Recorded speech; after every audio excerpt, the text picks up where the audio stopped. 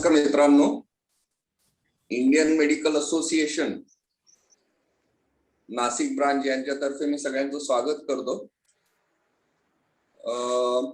आपण सध्या ज्या या वर्षीच्या ऍक्टिव्हिटीज आहेत त्याच्यात एक नवीन ऍक्टिव्हिटी आपण फिटनेस फ्रायडे म्हणजे की हा फ्रायडे हा फिटनेस ऍक्टिव्हिटीशी निगडीत ज्या काही गोष्टी आपल्याला करायच्या आहेत जेणेकरून आपले जे सभासद आहेत संघटनेचे किंवा त्यांचं mind and body and soul या गोष्टींसाठी आपण सगळे कार्यक्रम करणार आहोत आणि त्याच्यात आपण वेगवेगळ्या ऍक्टिव्हिटीज वेगवेगळे फिटनेस एन्थुसियास्ट कोच किंवा मग त्याच्याशी निगडीत जे काही डायटिशियन त्याच्यानंतर एक्सरसाइज वगैरे ह्या ज्या गोष्टीशी निगडीत जे आपण लेक्चर्स घेणार आहोत जेणेकरून आपले जे सभासद आहेत ते त्याप्रमाणे स्वतः जे ऑलरेडी ऍक्टिव्हिटीज करता आहेत फिटनेसच्या ते अजून सायंटिफिक बेस ते करू शकतील असं आपलं मानस आहे. फ्रायडे निवडण्याचं कारण असं की शनिवार रविवार सगळ्यांना बऱ्यापैकी वेळ मिळतो आणि मग त्यावेळेला आपण ह्या सगळ्या गोष्टींचा फायदा घेऊ शकतो म्हणून फिटनेस फ्रायडे असा हा कन्सेप्ट आहे. आता आजचा आपला पहिला वर्कशॉप आहे त्याच्यात आपले नाशिकचे जण सगळ्यांचे परिचित असे डॉक्टर सुहास चौधरी आहेत. ते अनेस्थेटिस्ट आहेत आणि त्यांचं आता बेसिक योगापासून ते आपल्याला सगळ्या गोष्टी सांगणार आहेत. तर याच्यामध्ये सूर्यनमस्कार हा त्यातल्या त्यात सगळ्यात सोपा आणि सगळ्या वयोगटांना शक्य असा व्यायाम आहे आणि त्याच्यामध्ये सर्वांग सुंदर व्यायाम असा त्याला संबोधला जातो.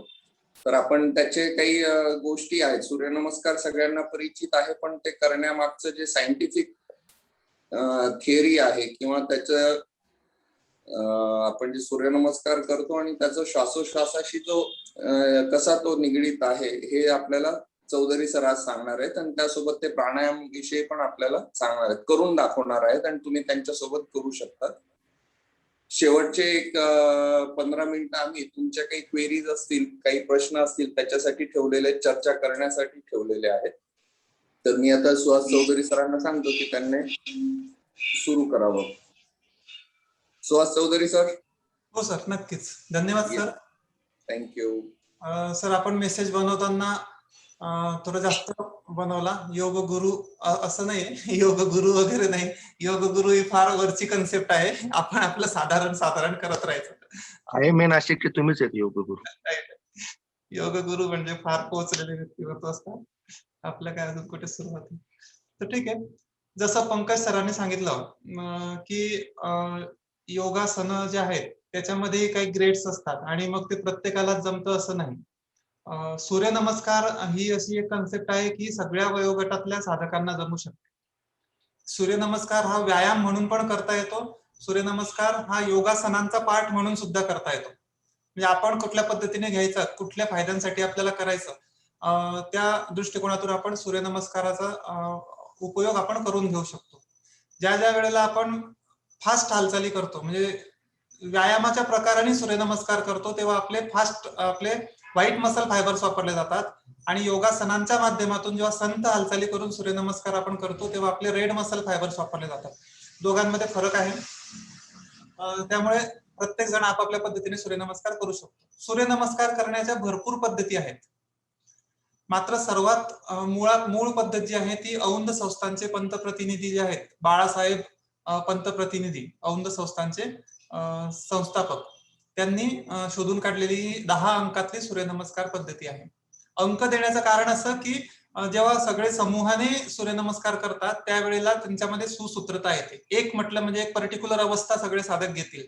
2 म्हटलं म्हणजे सगळ्यांची अवस्था सारखी राहील. अशा पद्धतीने सुसूत्रता राहील आणि त्याच्यामध्ये ब्रीदिंगचं सुद्धा टेक्निक आहे. सूर्यनमस्कार 10 अंकांमध्ये औंधकर पद्धतीचा सर्वात शास्त्रीय पद्धतीचा मानला जातो. त्याच्यानंतर सूर्यनमस्कारच का?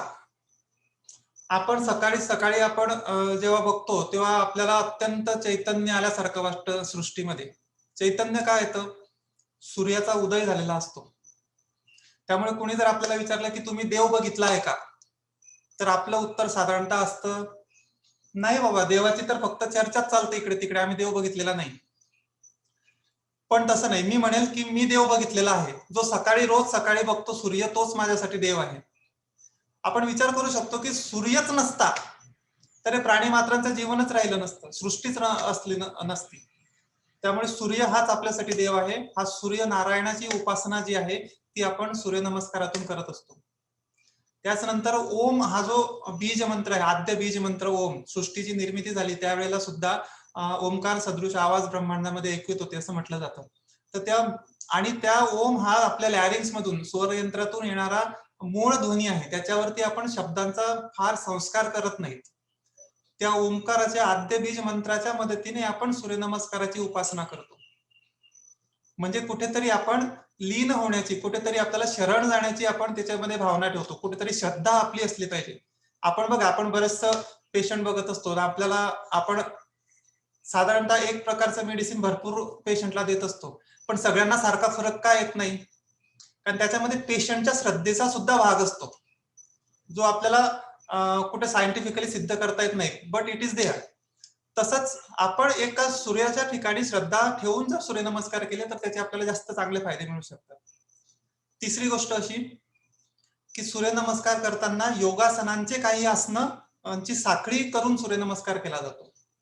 त्यामुळे सूर्यनमस्कार करताना ऑलरेडी त्याच्यामध्ये आपण योगासनांचा आपला अभ्यास होऊनच जातो. आणि सगळ्यात महत्वाची गोष्ट अशी की सूर्यनमस्काराच्या काही अवस्थांमध्ये श्वास घ्यायचा आहे, काही अवस्थांमध्ये श्वास सोडायचा आहे, काही अवस्थांमध्ये श्वास रोखून ठेवायचा आहे. श्वास घेणे म्हणजे पूरक, श्वास सोडणे म्हणजे कुंभक, रेचक, आणि श्वास रोखून ठेवणे म्हणजे कुंभक. पूरक, रेचक आणि कुंभक, इनहेलेशन, एक्झेलेशन आणि ब्रेथ रिटेन्शन. तर अशा पद्धतीने सूर्यनमस्कारामध्ये आपण श्वासाची जर जोड त्याला दिली तर आपला प्राणायामाचा सुद्धा त्याच्यामध्ये आपला तयारी त्याच्यामध्ये आपोआप आपली होत असते. म्हणून जसं पंकज सरांनी मगाशी सांगितलं त्याच पद्धतीने सूर्यनमस्कार हा एक सर्वांग सुंदर व्यायाम आहे. ठीक आहे. तर आपण फार थिअरीमध्ये न जाता प्रॅक्टिकलच्या दृष्टिकोनातून अभ्यास करणार आहोत. त्यानंतर आपण सूर्यनमस्कार झाल्यानंतर आपण रिलॅक्सेशन शिकणार आहोत, रिलॅक्सेशन टेक्निक, आणि एक प्राणायाम सुद्धा आपण आज शिकणार आहोत. तर आज आपलं प्राणायामाचं आणि सूर्यनमस्काराचं प्रॅक्टिकलचं सेशन आहे. त्यामुळे सगळ्यांनी आपलं सतरंजी किंवा मॅट सुटाफुटामध्ये कोणी शक्यतो करू नका. आपले कपडे सैलसर असायला पाहिजे, कपडे कम्फर्टेबल असायला पाहिजेत. मॅट किंवा सतरंजी असली तरी चालेल, पण सतरंजीवरून सरकेल असं नाही. सुरुवातीला मी करून दाखवतो, त्या आधी नीट आपण बघा, मग मी वर्णन करेल, आपल्याला जमेल. ठीक आहे.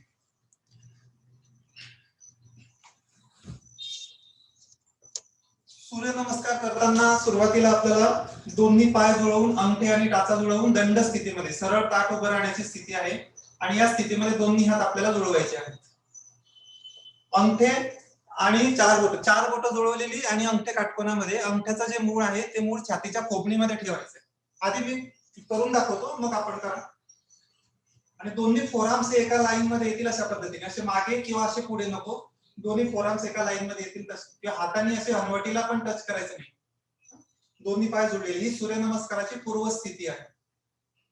या स्थितीतून आपण करणार आहोत सूर्यनमस्कार. तर 10 अंकांमध्ये आपण सूर्यनमस्कार ज्या वेळेला करू त्यावेळेला सुरुवातीला मंत्र म्हणायचा आहे सूर्यनारायणाची उपासनेसाठी.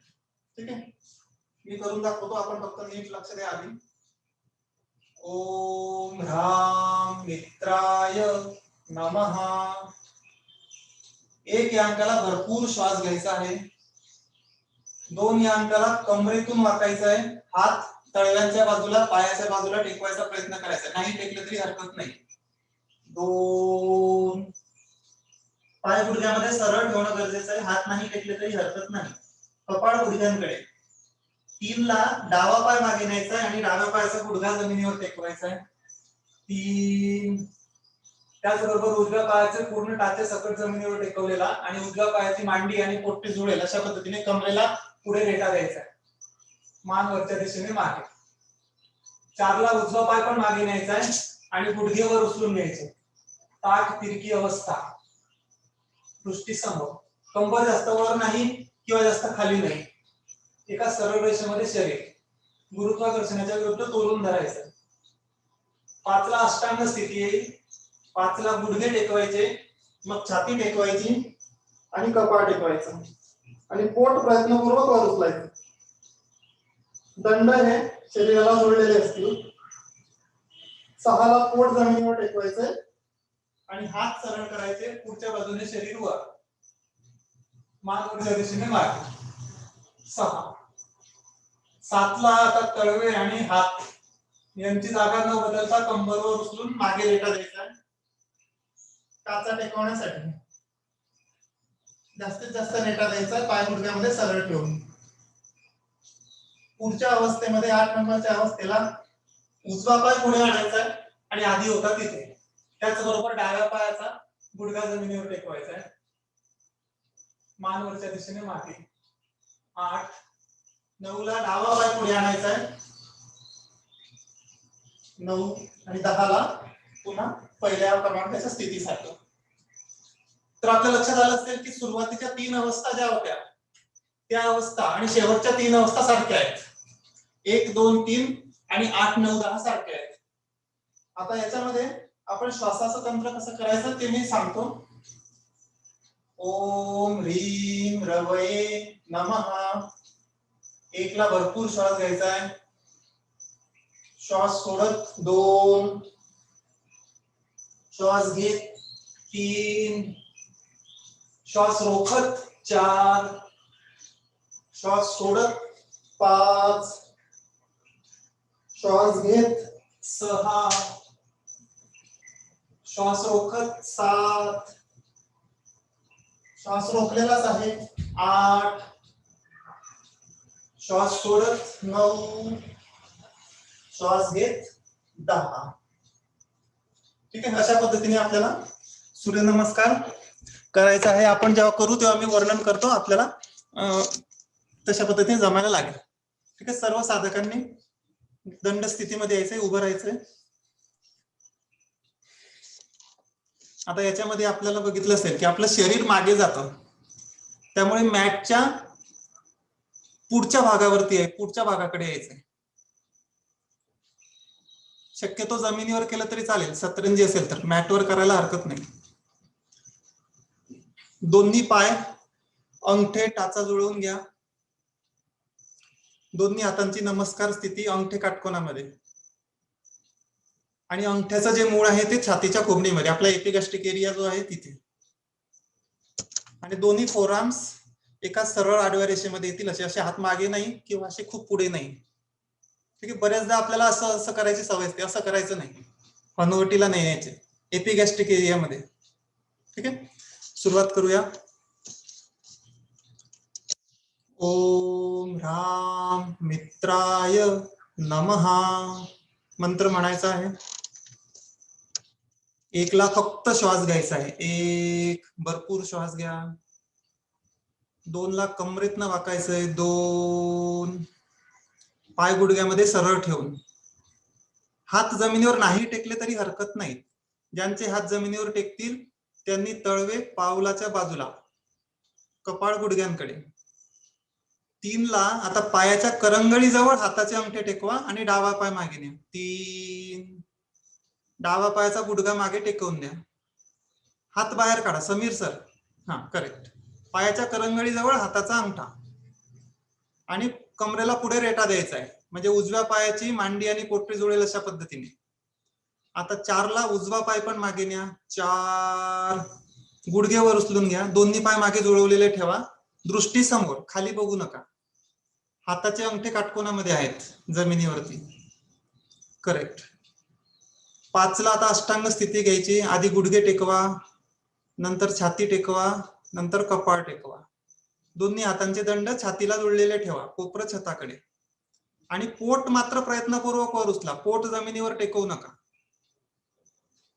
6 ला आता पोट जमिनीवर टेकवा आणि हात सरळ पुढच्या दिशेने शरीरवर. 6, कंबर आता खाली ढिली सोडून द्या, म्हणजे पाठीच्या कण्याला व्यवस्थित वाकेल.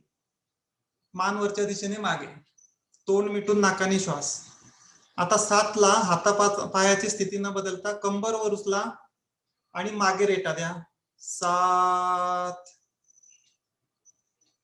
जास्तीत जास्त मागे रेटा द्या. टाचा टेकले असतील तरी रेटा द्या. तर 8 ला उजवा पाय पुढे आणा दोन्ही हातांच्या मध्ये. 8 नाही आला तरी हरकत नाही, काही दिवसांच्या सरावाने येईल. 9 डावा पाय सुद्धा पुढे, दोन्ही पाय गुडघ्यात सरळ, अवस्था क्रमांक 2 सारखी स्थिती, कपाळ गुडघ्यांकडे. आणि 10 ला श्वास घेत सरळ 10, पुन्हा नमस्कार स्थिती. ओम ह्रीं रवये नमः. 1 ला भरपूर श्वास घ्या. 1 2 कमरेतनं वाका. आता याच्यामध्ये शक्यतो हिप जॉईंट मधून वाकायचा प्रयत्न करा, म्हणजे बऱ्याच कमी साधकांना जमतं. मी आदर्श स्थिती सांगतोय, म्हणजे पाठीचा कण्याला वाक न देता फक्त हिप जॉईंट मधून जर वाकता आलं तर जास्त बेटर. पाय गुडघ्यामध्ये सरळ ठेवू. 3 पायाच्या करंगळीजवळ हाताचा अंगठा आणि डावा पाय मागे, गुडघा जमिनीवर टेकवायचा आहे डाव्या पायाचा. कमरेला पुढे रेटा द्या, म्हणजे उजवा पाय जो पुढे आहे त्याची मांडी आणि पोटरी जोडायचा प्रयत्न. 4 ला उजवा पाय मागे. 4 दोन्ही गुडघे वर, दोन्ही पाय जुळवलेले ठेवा, दृष्टी समोर. 5 ला अष्टांग स्थिती, गुडघे जमिनीवर टेकवा, छाती आणि कपाळ टेकवा. 5 पोट प्रयत्नपूर्वक वर उचला. 6 ला पोट जमिनीवर टेकवा आणि पुढच्या दिशेने शरीर वर. 6 हे करत असताना पायात अंतर पडू शकतं, ते टाळायचंय. 7 ला कंबर वर उचलून मागे रेटा द्या. 7 8 ला उजवा पाय पुढे. 8 दोन्ही हातांच्या मध्ये येणं आदर्श आहे, मात्र ते आलंच पाहिजे असा अट्टहास आपला नाही. काही दिवसांच्या सरावाने टेंडन्स मोकळे झाले ड्रॉइंगचे की मग बरोबर येतात. 9 डावा पाय पण पुढे. आता बघा 1 2 3 च्या अवस्था ह्या 8 9 10 मध्ये रिपीट होत आहेत. आणि श्वास घेत कमरेतनं सरळ 10. आता आपण याला श्वासाची जोड देणार आहोत. आता अवस्था आपल्या बऱ्यापैकी आता लक्षात राहिल्यात. आता श्वासाची जोड देणार आहोत. ओम ह्रूम सूर्याय नमः. 1 ला भरपूर श्वास घ्या. 1 श्वास सोडत 2 कमरेतनं वाका. श्वास घेत डावा पाय मागे. 3 श्वास रोखत उजवा पाय मागे. 4 श्वास सोडत अष्टांग स्थिती. 5 श्वास घेत शरीर पुढच्या दिशेने वर. 6 श्वास रोखत. 7 कंबर वर मागे रेटा. श्वास रोखूनच ठेवा, श्वास रोखलेलाच आहे. उजवा पाय पुढे. 8 श्वास सोडत. 9 दोन्ही पाय सरळ डावा पाय पुढे घ्या आणि श्वास घेत 10. ओम ह्रैं भानवे नमः. 1 ला भरपूर श्वास घ्या. 1 श्वास सोडत कमरेतनं पुढे वाकायचंय. 2 श्वास घेत डावा पाय मागे. 3 श्वास रोखत उजवा पाय मागे. 4 श्वास सोडत अष्टांग स्थिती. 5 श्वास घेत पुढच्या दिशेने शरीर वर. 6 श्वास रोखत कंबर वर मागे रेटा. 7 श्वास रोखलेलाच आहे. उजवा पाय पुढे. 8 आता श्वास सोडत. 9 आणि श्वास घेत 10. थोडा वेळ विश्रांती उभे राहिलेल्या स्थितीमध्येच. याच्यामध्ये आपल्या लक्षात आलं असेल प्राणायामाची आपली तयारी कशी होते. 10 अवस्था आहेत. पहिल्या अवस्थेमध्ये आपण फक्त श्वास घेतो आणि 2 ला डायरेक्ट श्वास सोडून देतो, मध्ये श्वास रोखून ठेवत नाही आहोत. मग 3 ला पुन्हा श्वास घेतो, 4 ला श्वास रोखतो आणि 5 ला सोडतो. म्हणजे पहिल्यांदा श्वास रोखत नाही, दुसऱ्या वेळेला एका अंकामध्ये श्वास रोखून ठेवतो, 3 ला श्वास घेतो, 4 ला रोखतो आणि 5 ला सोडतो. त्यानंतर 6 ला जो श्वास घेतो तो 7 आणि 8 ला रोखून ठेवतो आणि मग 9 ला सोडतो. म्हणजे 10 अंकांमध्ये सुद्धा प्राणायाम आपला ग्रॅज्युअली प्राणायाम होतोय.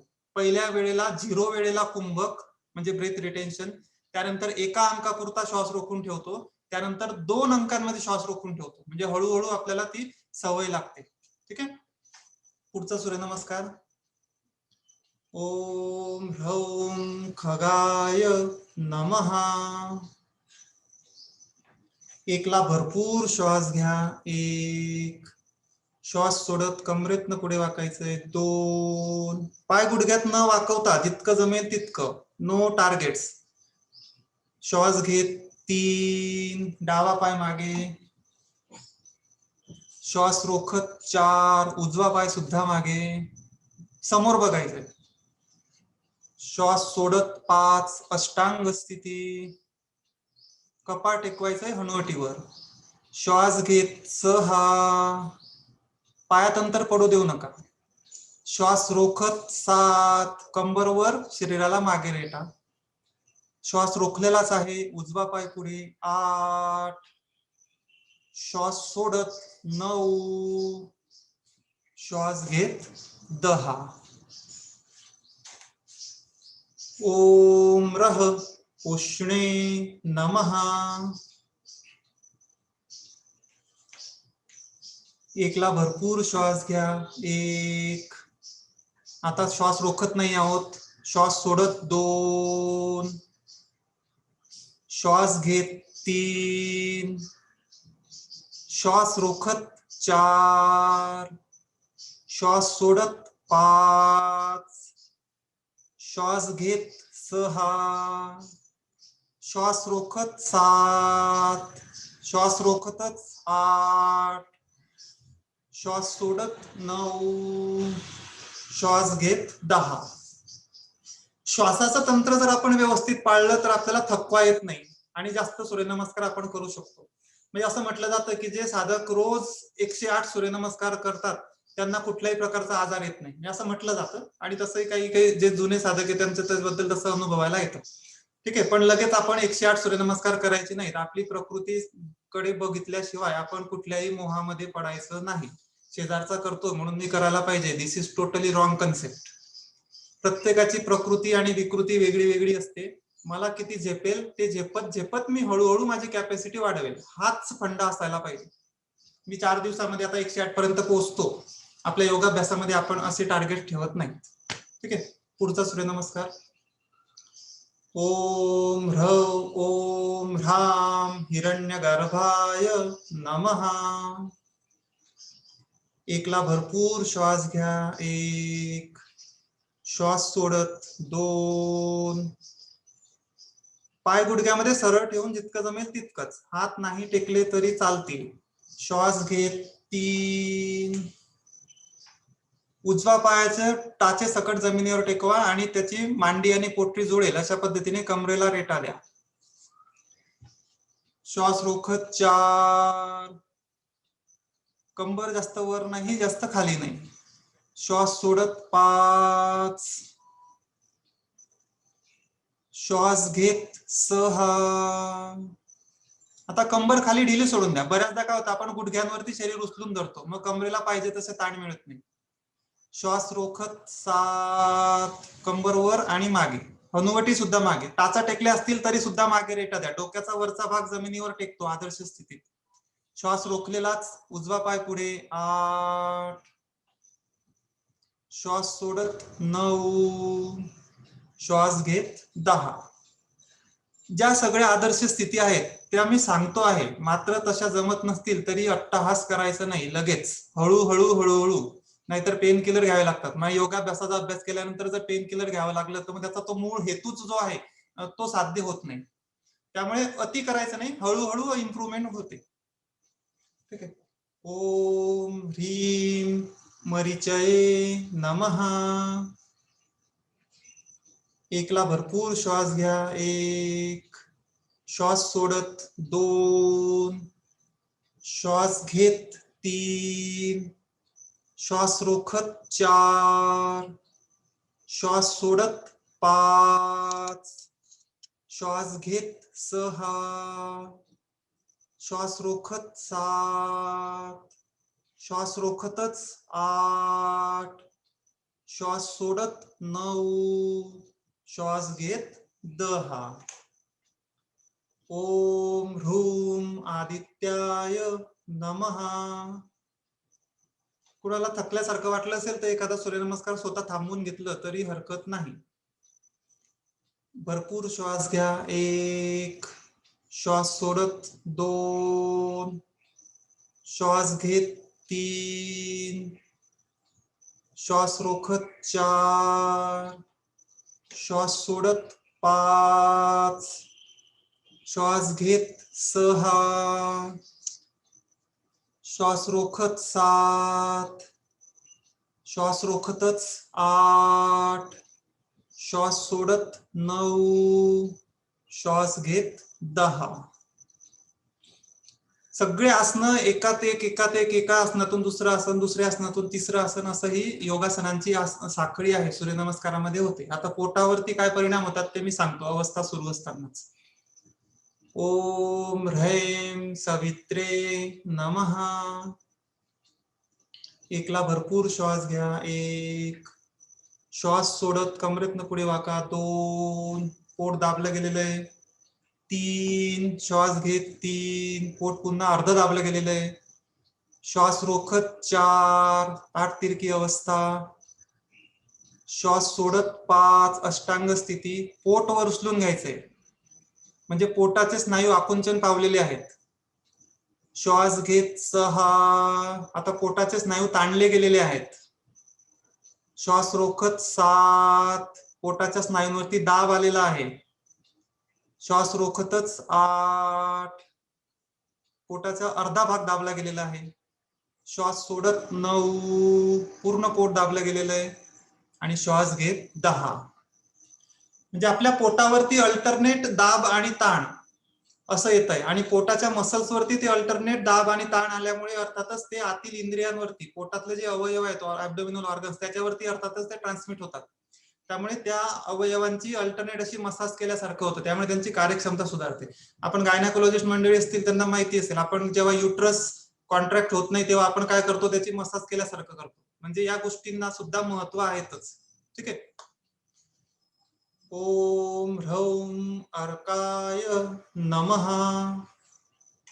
एकला भरपूर श्वास घ्या. 1, श्वास सोडत 2, श्वास घेत 3, श्वास रोखत 4, श्वास सोडत 5, श्वास घेत 6, श्वास रोखत 7, श्वास रोखतच 8, श्वास सोडत 9, श्वास घेत 10.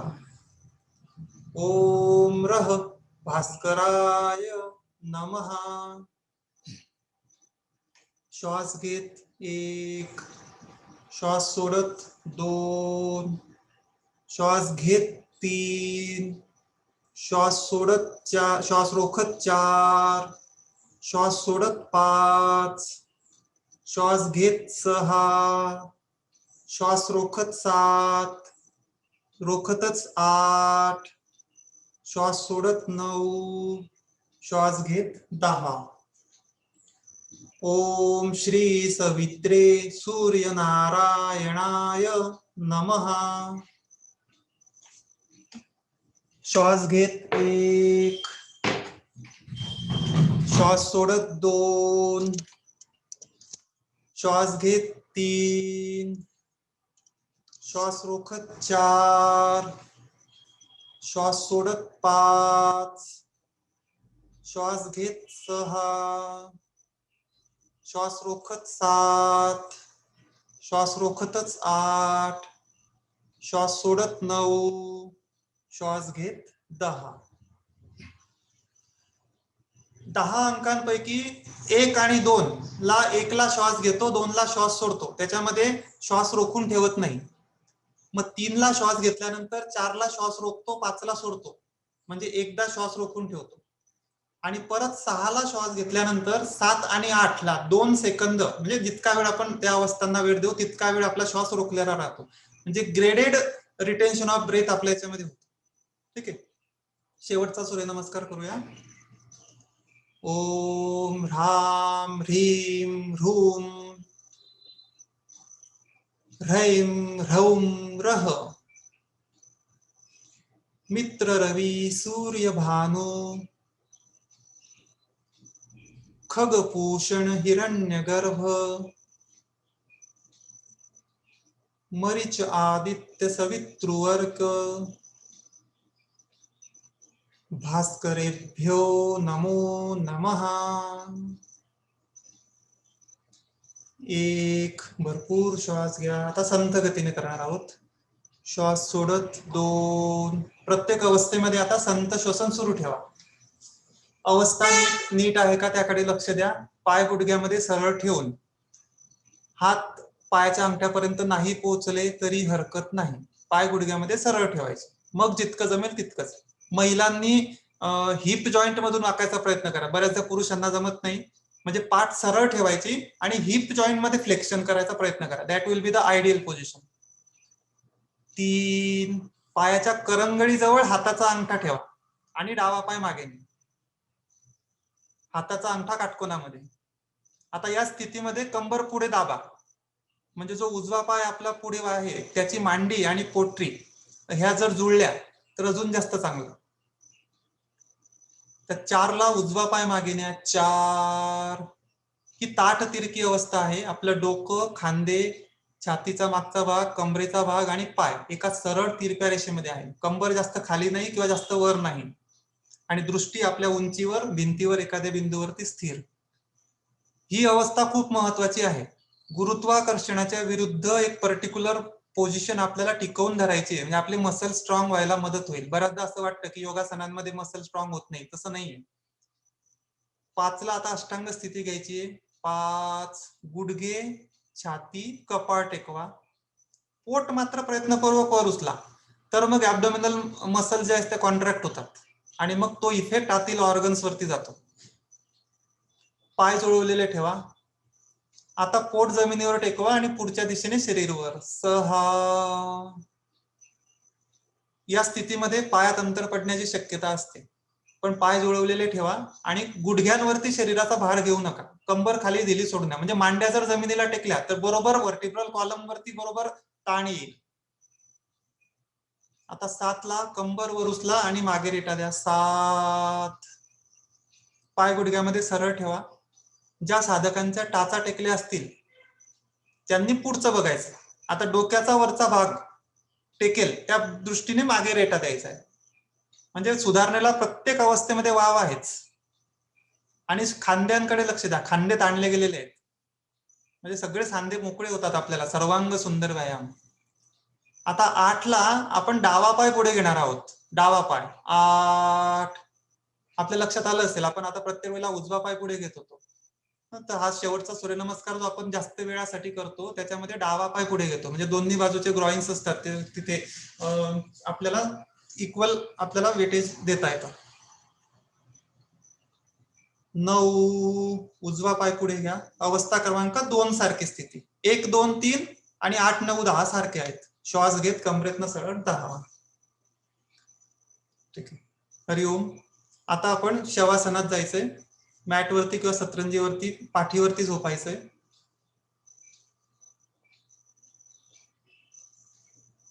पाठीवरती झोपा. शयन स्थिती त्याला आपण म्हणतो. शवासन करणार आहोत. दोन्ही पायांमध्ये साधारणतः 1.5 ते 2 फूट अंतर घ्या. दोन्ही पाय करंगळ्यांच्या बाजूला ढिले सोडून द्या. दोन्ही हात सरळ आहेत. शरीरापासून थोडेसे लांब करा. 4 ते 6 इंच. तळवे छताच्या दिशेला घ्या आणि बोट अर्धवट मिटलेले ठेवा. आपले बोट जेव्हा अर्धवट मिटलेले असतात त्यावेळेला फ्लेक्सर्स आणि एक्सटेन्सर जे आहेत ते न्यूट्रल पोझिशनला असतात. बोट आपण जेव्हा सरळ करतो तेव्हा ताण असतो. त्यामुळे बोट अर्धवट मिटलेले ठेवा आणि मान सोयीस्कररित्या डावीकडे किंवा उजवीकडे कललेली ठेवा.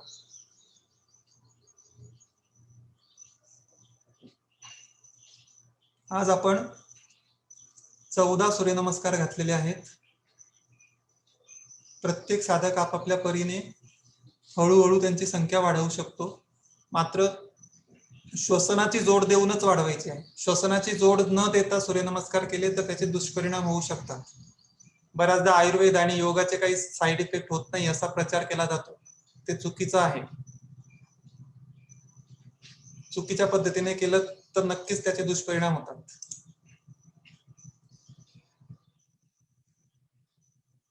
चौदा सूर्यनमस्कार करताना शरीरात जिथे जिथे ताण आले होते तिथे तिथे मनाने जायचंय आणि ते ताण काढून टाकायचा प्रयत्न करायचा आहे. थोडी श्वसनाची गती वाढलेली आहे, हृदयाची धडधड वाढलेली आहे. शरीरातले ताण जसे जसे निघून जातील तशी तशी श्वसनाची गती पूर्ववत होणार आहे.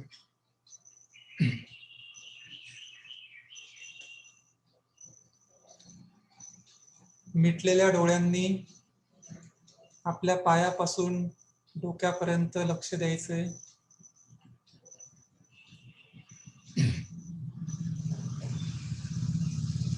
आता आपल्या कानावर पडणाऱ्या सूचनांनुसार आपल्याला प्रक्रिया करायची आहे.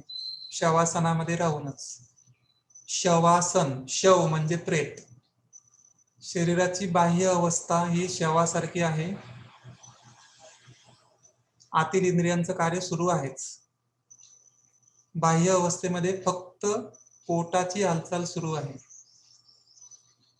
ती सुद्धा हळूहळू हळूहळू मंद मंद होत जाणार आहे. शरीरातले सगळे ताण निघून गेल्यानंतर कमीत कमी रेस्पिरेशन सुरू राहणार आहे.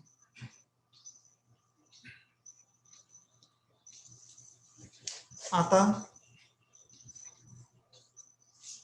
आपल्या डाव्या हाताच्या अंगठ्याकडे लक्ष द्या. मिटलेल्या डोळ्यांनी डाव्या हाताच्या अंगठ्याकडे लक्ष द्या. डाव्या हाताचा अंगठा ढिला सोडा. अंगठ्याच्या बाजूचं बोट तर्जनी ढिली सोडा. मध्यमा मिडल फिंगर ढिली सोडा. रिंग फिंगर अनामिका ढिली सोडा. आणि लिटल फिंगर करांगुळी ढिली सोडा. डाव्या हाताचा तळवा मनगट ढिलं सोडा. मनाच्या माध्यमातून मी जे बोलतो आहे त्या त्या अवयवाकडे लक्ष देऊन त्या त्या अवयवाचे स्नायू ढिले सोडायचे आहेत. डाव्या हाताचा फोरआर्म, एल्बो, डाव्या हाताचे दंडाचे स्नायू ढिले सोडा. डावं शोल्डर ढिलं सोडा. छातीची आणि पोटाची डाव्या बाजूचे स्नायू ढिले सोडा. कमरेच्या डाव्या बाजूचे स्नायू ढिले सोडा. आता डाव्या पायाकडे लक्ष द्या. डाव्या पायाचे मांडीचे स्नायू ढिले सोडा. मागच्या बाजूचे स्नायू हॅमस्ट्रिंग्स ढिले सोडा. डाव्या गुडघ्याच्या आजूबाजूचे स्नायू ढिले सोडा. डाव्या पायाची पोटरी, घोटा, डाव्या पायाचा तळपाय ढिला सोडा. डाव्या पायाचा अंगठा, त्याच्या बाजूचं बोट, मधलं बोट, चौथं बोट आणि करांगोळी ढिली सोडा.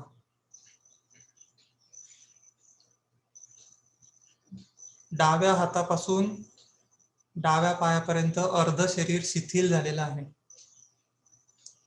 अक्षरशः पॅरालिसिस झाल्यासारखं आपल्याला वाटतं प्रगत सरावाने. त्यामुळे मेंदूला विश्रांती मिळते. आता उजव्या हाताकडे लक्ष द्या. उजव्या हाताचा अंगठा, तर्जनी, मध्यमा, अनामिका, करांगुळी, पाचही बोट ढिले सोडा. उजवा तळहात, उजवं मनगट ढिलं सोडा.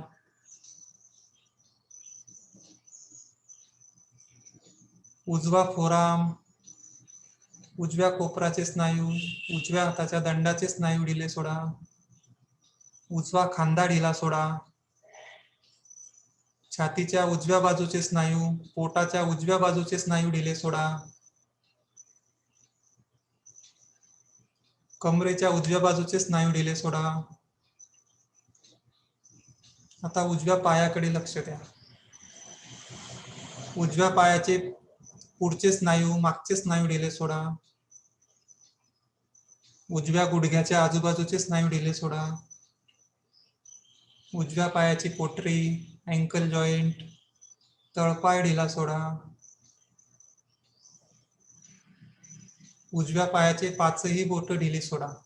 अंगठा, दुसरं बोट, मधलं बोट, चौथं बोट, करंगुळी. आता उजव्या हातापासून उजव्या पायापर्यंत शरीर ढिलं झालेलं आहे. दोन्ही बाजूंनी शरीर ढिलं झालेलं आहे. आता पाठीच्या कण्याकडे लक्ष द्या. माकड हाडाकडे लक्ष द्या. माकड हाडापासून, कॉक्सिक्स पासून ते सर्वायकल स्पाइन पर्यंत, मानेच्या मणक्यांपर्यंत प्रत्येक मणका ढिला सोडा. कमरेचे काही खालचे 2-3 मणके आपण उचलून धरलेले असतात, ते ढिले सोडून द्या. आता पोटाकडे लक्ष द्या. ओटी पोटाचे स्नायू ढिले सोडा. पोटाचे स्नायू ढिले सोडा. छातीचे स्नायू ढिले सोडा. गळ्याकडे लक्ष द्या. गळ्याचे स्नायू ढिले सोडा. गळ्याच्या डाव्या बाजूचे, उजव्या बाजूचे स्नायू ढिले सोडा. मानेचे स्नायू ढिले सोडा. अवघडलेल्या स्थितीमध्ये राहायचं नाहीये. आता चेहऱ्याकडे लक्ष द्या. कपाळाचे स्नायू ढिले सोडा. डावी भोवई, उजवी भोवई रिलॅक्स. डावी पापणी, उजवी पापणी रिलॅक्स. आपले दोन्ही डोळे, आयबॉल्स, ते सुद्धा ढिले सोडा. डोळ्यांच्या आजूबाजूचे स्नायू ढिले सोडा. प्रयत्न केला तर सोडता येतात, सरावाने जमेल. नाकाकडे लक्ष द्या. नाकाचे आजूबाजूचे स्नायू ढिले सोडा. डावा गाल, उजवा गाल, वरचा ओठ, खालचा ओठ ढिला सोडा. वरचे दात, खालचे दात एकमेकांवरती घट्ट दाबून ठेवू नका. जबडा थोडा ढिला सोडा. न्यूट्रल पोझिशन मध्ये आपला जॉ जो आहे तो थोडासा ओपन असतो, तो घट्ट दाबून ठेवू नका. डावा कान, उजवा कान ढिला सोडा. आणि सावकाशपणे पुन्हा आपल्या शरीराकडे लक्ष द्या. कुठे अनावधानाने काही ताण शिल्लक राहिलेले असतील तर ते पुन्हा लक्ष देऊन काढून टाका. डाव्या हातापासून डाव्या पायापर्यंत लक्ष द्या. उजव्या हातापासून उजव्या पायापर्यंत लक्ष द्या. पाठीकडे लक्ष द्या. पोटाकडे लक्ष द्या. सगळे स्नायू ढिले सोडा. चेहऱ्याकडे लक्ष द्या. पुन्हा चेहऱ्याचे सगळे स्नायू ढिले सोडा. सहजपणे श्वास आतमध्ये येतोय, सहजपणे बाहेर जातोय. सूर्यनमस्कारामुळे जो काही थकवा आला होता तो आपण या शिथिलीकरणाच्या माध्यमातून काढून टाकायचा प्रयत्न केलेला आहे. त्यामुळे श्वासाची गती जी वाढली होती ती हळूहळू पूर्ववत झालेली आहे.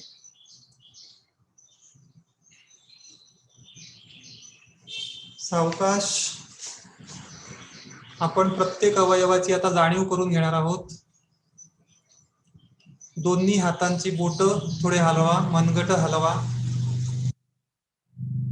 दोन्ही पायांचे पावलं थोडे हलवा, बोट स्क्वीज करा. थोडीशी तिथल्या तिथे हालचाल करा आणि पाय जुळवून घ्या. हात शरीराजवळ घ्या. मान सावकाशपणे सरळ करा. डोळे मात्र मिटलेलेच ठेवा. अशा स्थितीमध्ये आपण उठून बसणार आहोत. डोळे मिटलेलेच ठेवून सावकाश उठून बसा. एका कुशीवरून होऊन उठून बसलं तरी चालेल. बैठक स्थिती. दोन्ही हात डोळ्यांवरती घ्या. डोळ्यांवरती हलकासा दाब द्या आणि सावकाशपणे डोळे उघडा.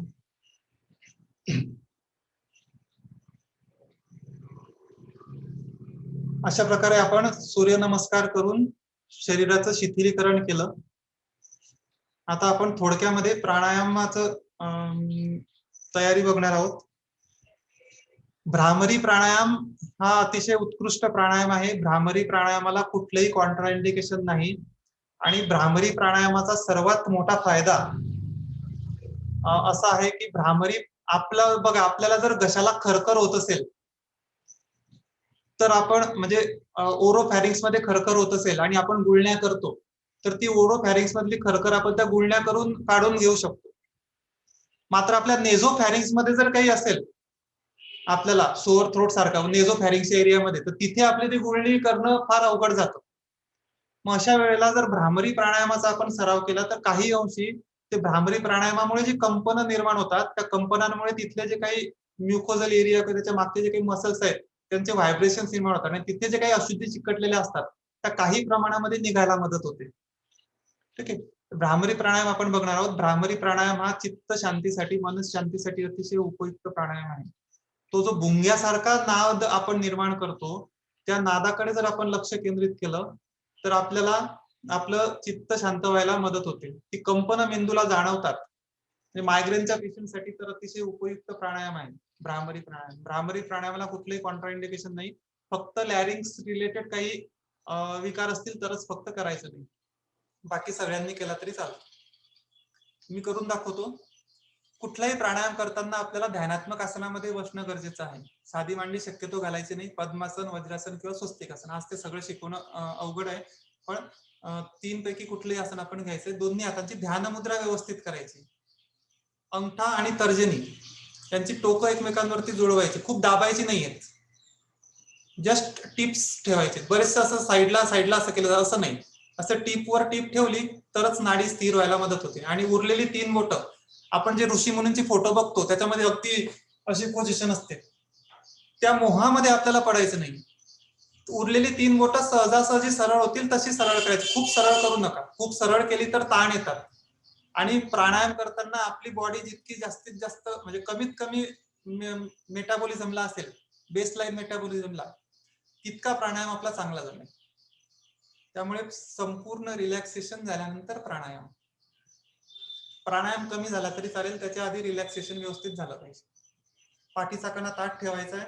मनगट हे गुडघ्यांवरती टेकवायचे. हात सरळ करायचा प्रयत्न करायचा नाही. हात ढिले सोडून द्या. खांदे ढिले सोडून द्या. फक्त पाठीच्या कण्याला 4 ठिकाणी वाक असतो. आपल्याला माहिती आहे, सर्वायकल, थोरॅसिक, लंबर आणि सॅक्रल. तो ताठ ठेवला की ते त्यांचे नॅचरल कर्वेचर तसे मेंटेन राहतात. भ्रामरी प्राणायाम मी एकदा करून दाखवतो, मग आपण करूया. भ्रामरी प्राणायाम करताना ऍक्च्युली प्राणायाम ही खूप पुढची स्टेज आहे. जेव्हा श्वास घेणे आणि श्वास सोडणे याच्यामध्ये श्वास रोखून ठेवतो तेव्हा ऍक्च्युअल प्राणायाम होतो. पण त्या प्राणायामासाठी आपली शरीराची तयारी होणं गरजेचं आहे. म्हणून कपालभाती, दीर्घ श्वसन, अनुलोम विलोम किंवा फक्त पूरक आणि रेचक अशा पद्धतीने प्राणायामाची तयारी झाल्यानंतर मग ऍक्च्युअल प्राणायाम. ठीक आहे. तसं तुम्ही अर्ध्या तासामध्ये सगळे प्राणायाम शिकवून देऊ शकतो, पण आपल्या शरीराची तशी अवस्था झालेली नसते, म्हणून ते फक्त थिअरॉटिकल होईल. आपल्याला इंटेलेक्च्युअल एक्सरसाइज करायची नाही. भ्रामरी करताना सुरुवातीला व्यवस्थित श्वास घ्यायचा छाती भरून, थोरॅसिक ब्रिदिंग, आणि श्वास सोडताना भुंग्याच्या गुंजरावासारखा आवाज करायचा आहे.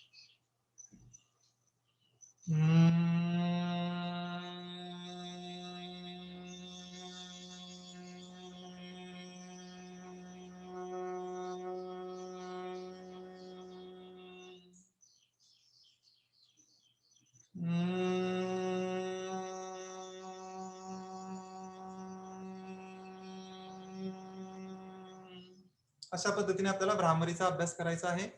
याच्यामध्ये आता आपण सगळं डॉक्टर मंडळी असल्यामुळे आपल्याला डिटेलमध्ये अजून सांगता येईल की भ्रामरीचा रेचक करताना आपलं जे सॉफ्ट पॅलेट आहे, जे घशामध्ये लटकत असतं, तर श्वास बाहेर जाताना त्या सॉफ्ट पॅलेटने जर त्या बाहेर जाणाऱ्या हवेला रेजिस्टन्स निर्माण करता आला आपल्याला, तर भ्रामरी खूप चांगला जमतो आणि भ्रामरीचे परिणाम चांगल्या पद्धतीने जाणवता येतात.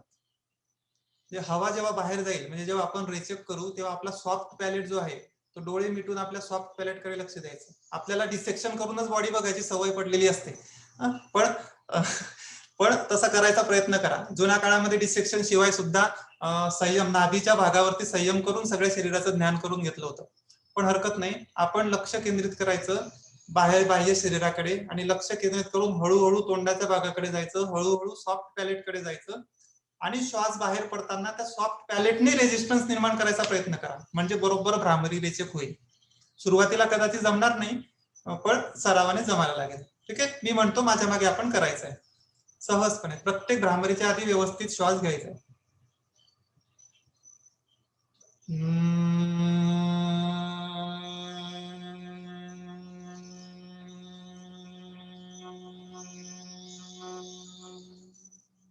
सुरू करा.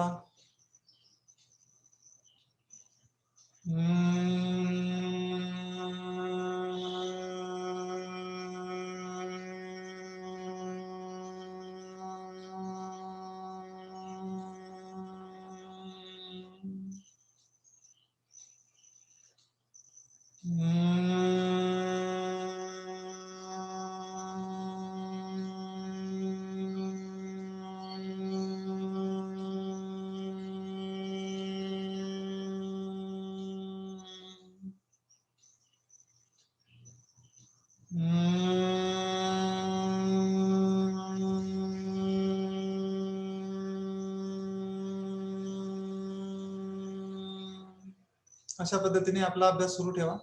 2 ते 3 आवर्तन अजून करा. ही जी कंपन निर्माण होतात त्याकडे लक्ष केंद्रित करा.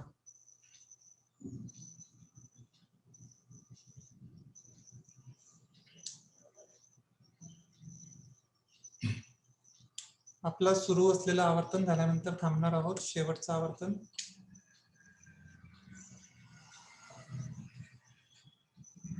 त्यानंतर आपण ओंकार साधना घेऊन वर्गाची समाप्ती करू. ओंकार सहजपणे प्रत्येक ओंकाराच्या आधी व्यवस्थित श्वास घ्यायचा. ओठ विलग करत करत अकार, ओठ मिटत मिटत उकार आणि ओठ मिटल्यानंतर हळूहळू सूक्ष्म होत जाणारा मकार. भ्रामरीचा आवाज हा स्वतःहून निर्माण केलेला होता. ओंकाराचा आवाजावरती कमीत कमी संस्कार. ओंकाराचा आवाज हळूहळू सूक्ष्म सूक्ष्म होत जाईल, त्याकडे लक्ष द्यायचं. माझ्या मागे आपण म्हणायचं.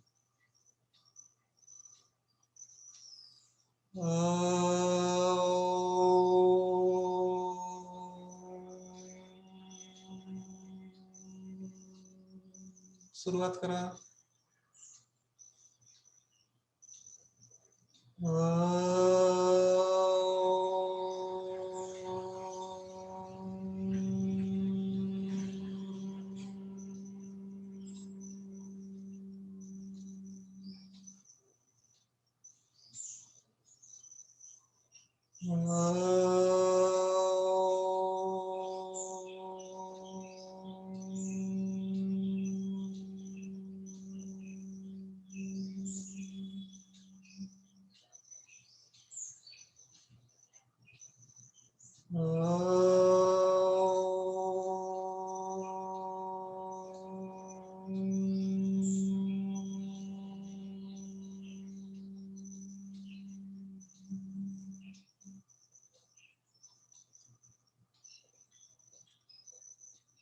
ओम शांति शांति शांति.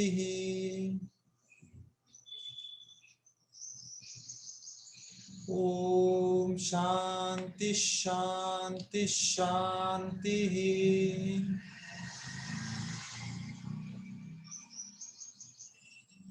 ओम शांति शांति शांति. सावकाश दोन्ही हात डोळ्यांवर घ्या. डोळ्यांवर हलकासा दाब देऊन सावकाश डोळे उघडा. हरिओम. पंकज सर, अशा पद्धतीने शांततेने अभ्यास करायचा आहे. जास्तीत जास्त वेळात कमीत कमी अभ्यास केला तो जास्त फळाला लागतो. म्हणजे आपण किती प्राणायाम केले हे फार महत्वाचं नाही, कसे केले हे महत्वाचं आहे. चौधरी सर, फार सुंदर अनुभव होता तो. धन्यवाद सर. योगशास्त्र हे अनुभूतीचं शास्त्र आहे, त्यामुळे आपल्यासारखं नाही पॅरासिटामॉल दिलं की फीवर उतरलाच पाहिजे असं इकडे होत नाही. नैरंतर्य सत्कारा सेवितो दृढभूमी. सतत दीर्घकाल निरंतर श्रद्धापूर्वक अभ्यास केल्याने त्याचे परिणाम जाणवतात असं पतंजलींनी सांगून ठेवलेलं आहे. ओके. मला वाटतं कोणाला काही प्रश्न असतील तर ते विचारू शकतात, चॅट मध्ये पण टाकू शकतात किंवा हात वर केला तर मी त्यांचा अनम्यूट करून देतो.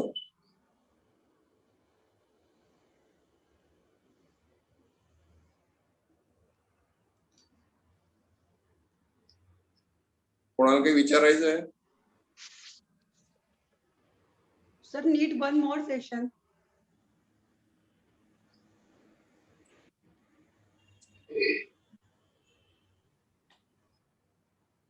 कोण बोललो? Dr. Mundhara. अच्छा, ओके. नाही, मला इथे दिसलं. ऍक्च्युली चौधरी सरांचे रेग्युलर योगा सेशन्स होत असतात. आज आपल्या सगळ्यांसाठी एक बेसिक म्हणून की प्राणायाम आणि सूर्यनमस्कार याच्यासाठी आपण सरांना बोलवलं होतं. नाही तर त्यांचे सकाळी आणि संध्याकाळी दोन्ही वेळेला सगळ्यांच्या सोयीने असे ते सेशन्स घेत असतात. आपले बरेचसे डॉक्टर्स त्याच्यामध्ये आता उपस्थित पैकी पण बऱ्याच जणांनी त्यांचे कोर्सेस किंवा सेशन्स केलेले आहेत. मी हवं तर त्यांचा नंबर नंतर शेअर करतो. अजून कोणाला त्या वर्गाला येऊ शकता का? परत वाटलं तर आपण सूर्यनमस्काराचा पण वर्ग प्राणायामाचा एका सेशन मध्ये घेणं शक्य नाही, पण सूर्यनमस्काराला आपण भेटू शकतो. हेमंत सर आणि पंकज सर जर म्हटले तर, म्हणजे रेग्युलर नाही पण आठवड्यातून एकदा म्हणा किंवा 15 दिवसातून एकदा म्हणा, असं म्हणजे एक दुसऱ्याच्या याच्याने झूम मीटिंग वरती आपण भेटत जाऊया, असं काहीतरी करता येईल. कारण प्राणायामाला हा फार लांब शिकणं आहे की असं 1-2 सेशन मध्ये शिकवून प्राणायाम होत नाही. नाही, आता आपल्याला अपेक्षित बेसिकच होतं. मग जसं सगळ्यांना इंटरेस्ट येईल तसं आपण आता जसे फीडबॅक येतील पुढे ठरवू. सरांचा एक व्हिडिओ पण आपण सूर्यनमस्काराच्या ज्या 10 अवस्था आहेत त्यासोबत श्वसनाची क्रिया कशी असावी याविषयी सरांचा एक व्हिडिओ आपण तयार केलाय. तो IMAच्या वेबसाईट युट्यूब चॅनलवर आपण प्रसारित करणार आहोत. आज तो होईल आणि ग्रुप्सवर पण शेअर करणार आहोत. म्हणजे एक बेसिक आपल्याला सूर्यनमस्कार जेवढा सोपा आहे तेवढाच त्याचं जर श्वसनाचं आपण व्यवस्थित टेक्निक समजून घेतली तर खूप जास्त फायदा होईल. नेमकं आपलं तिथे थोडीशी गडबड होते असं मला वाटतं. बाकी सोमनी सर, तुम्हाला काही बोलायचं आहे? छान झालं सेशन सुहास सरांचं. मी त्यांचे 2 क्लासेस केलेले आहेत स्वतः. एक योगाचा क्लास केलेला आहे आणि दुसरा एक त्याचं काय आनंद साधना नाव होतं. It was again very nice. Suhas sir, आपण तो आनंद साधनाचा जो केला होता तोही आपल्या लोकांसाठी करू शकतो. करता येईल. आनंद साधना हा बेसिक वर्ग आहे. म्हणजे आता बरेचसे पोस्ट कोविड काही आपले सदस्य असतील आणि शरीराला थकवा आला असेल तर रेग्युलर योगासनं करताना सुद्धा थकवा येतो. मग अशा वेळेला आपण आनंद साधना करू शकू. म्हणजे थकवा पण येणार नाही आणि मग काहीतरी हालचाली विथ ब्रीदिंग सपोर्ट चालू राहू शकतो. बघा, विचार करूया.